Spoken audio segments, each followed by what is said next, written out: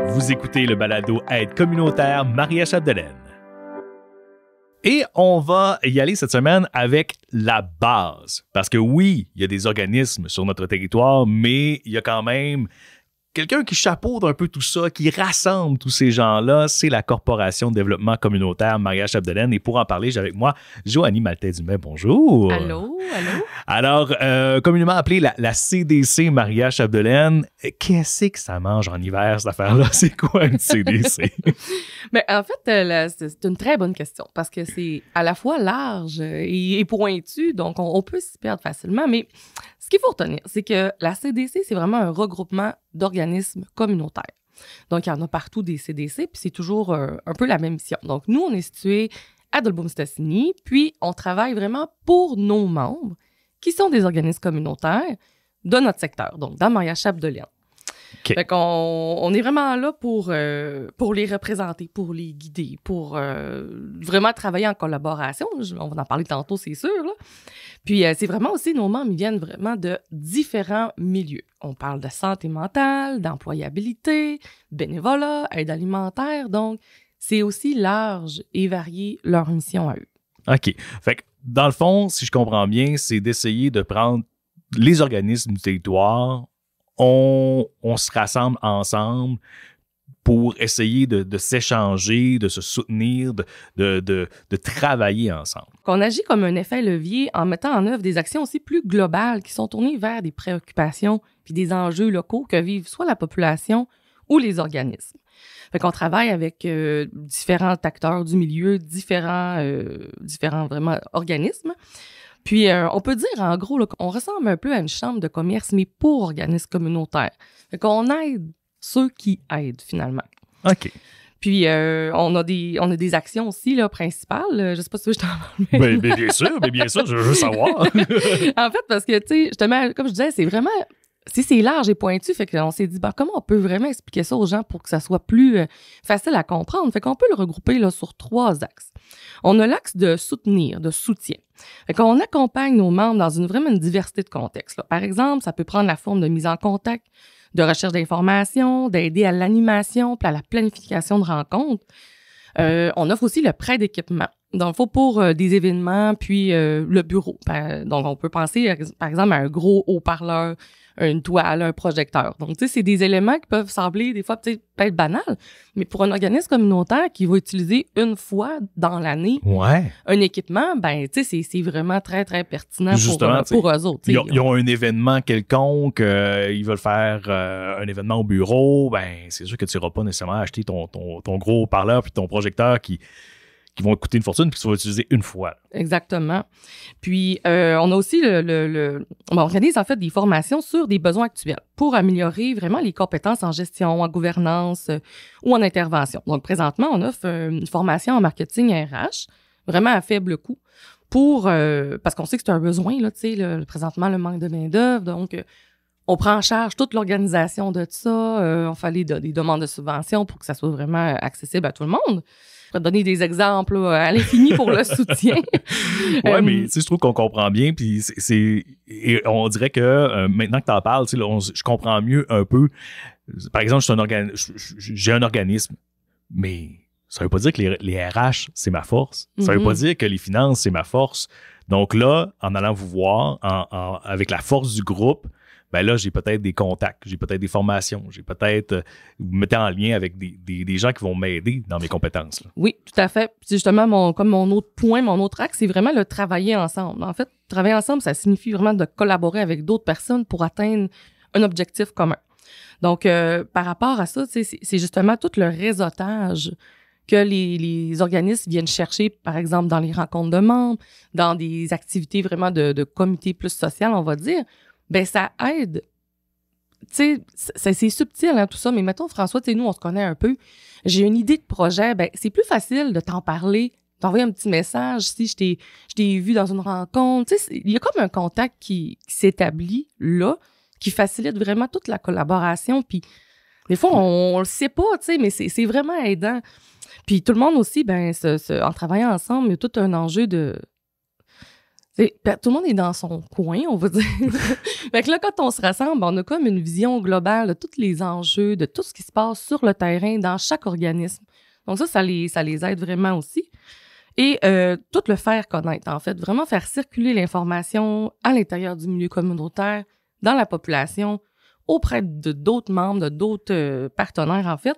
C'est vraiment aussi très apprécié. C'est comme dernièrement, on a fait une exposition communautaire, une exposition collective sur les organismes, leurs services. Donc, on les a vraiment mis de l'avant pour faire connaître à plus de gens possible, finalement, tout ce qu'ils font sur le terrain, parce que des fois, c'est méconnu, là. Ben oui. Alors, on veut les mettre de l'avant. Puis il y en a quand même beaucoup d'organismes. Vous avez combien de membres actuellement? On a plus de 40 membres. Wow. Donc, tu sais, déjà, on a une grosse partie d'organismes là, qui sont dans le secteur, qui sont membres de la CDC. Donc, c'est vraiment très bien. Puis, tu sais, comme vu que c'est diversifié, vu que c'est dans différents secteurs, ben chacun s'apporte aussi, les visions sont différentes, mais en même temps, tout le monde se complète puis s'apporte là-dedans. Là, fait que c'est vraiment une force. Là. Puis, fait qu'en résumé, c'est vraiment d'influencer le milieu puis la communauté selon les valeurs de justice sociale, d'équité, de démocratie, de participation. Puis ça se reflète vraiment dans toutes les actions que la CDC a fait. Là. OK. Et moi, j'ai une question, parce que là, justement, on dit que ça regroupe, vous avez des membres, ça regroupe tout le monde. Si je suis un citoyen qui ne sait pas où aller, quel service j'ai besoin, est-ce que je peux aller à la CDC?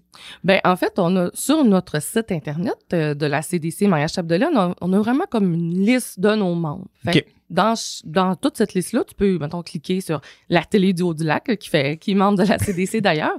Donc, on donne les informations de base, les références. Donc, ça peut vraiment aider à connaître. C'est comme un point central pour connaître un peu.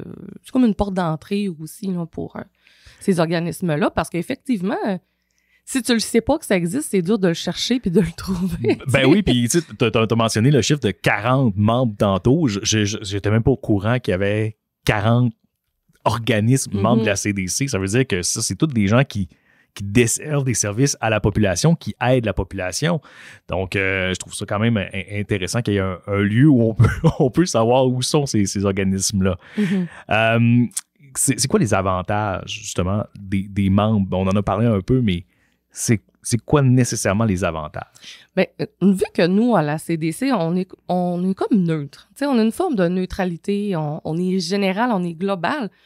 Ben ça, c'est une force parce qu'on n'a pas de parti pris. T'sais, tout ce qu'on veut, c'est le meilleur pour tout le monde. Fait que ça, c'est vraiment un avantage pour ça parce que justement, là, on peut créer des collaborations, on peut inciter au réseautage, vraiment à la mise en relation. Puis nous, nos ressources sont dédiées à ça, tu sais, à travailler ensemble, faire lever des projets, faire connaître le milieu.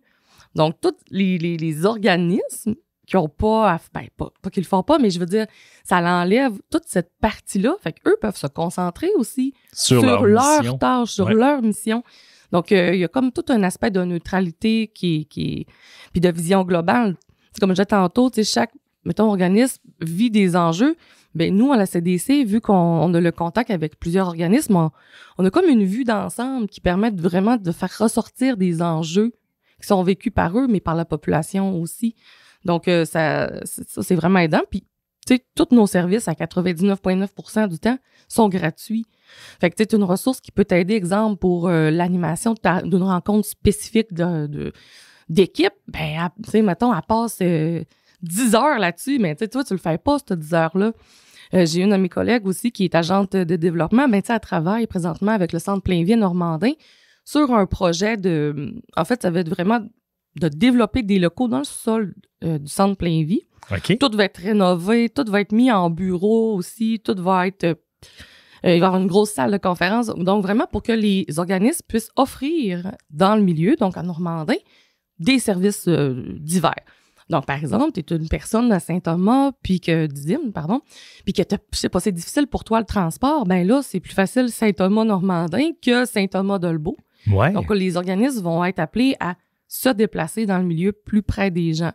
Mais ça, c'est un projet que ma collègue, elle travaille dessus, là, elle a mis vraiment, tu sais, plein de temps. Ben oui. Puis ça va être périn, ça va être durable. Puis tu sais, ça va vraiment aider les organismes quand que tu vas offrir un service.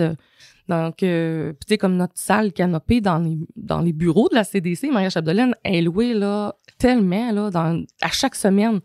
Il y a tout le temps des organismes, des concertations. C'est vraiment, c'était vraiment un besoin. Tu sais, on peut dire, c'est une salle, tu sais, on la loue gratuitement, on la prête gratuitement.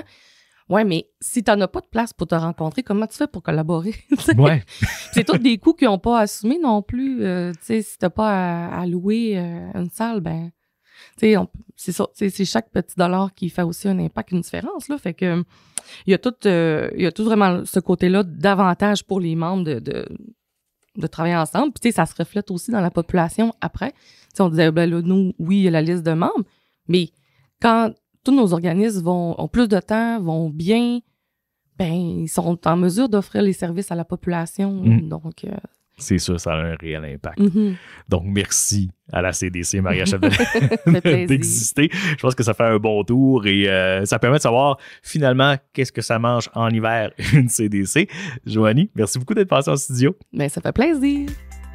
Merci d'avoir été à l'écoute du balado Aide communautaire Maria-Chapdelaine. Mon nom est François Rousseau. Je vous rappelle que ce balado est réalisé par la télé du Haut-du-Lac grâce au financement du Fonds de développement collectif de Maria-Chapdelaine et du comptoir vestimentaire de Dolbeau.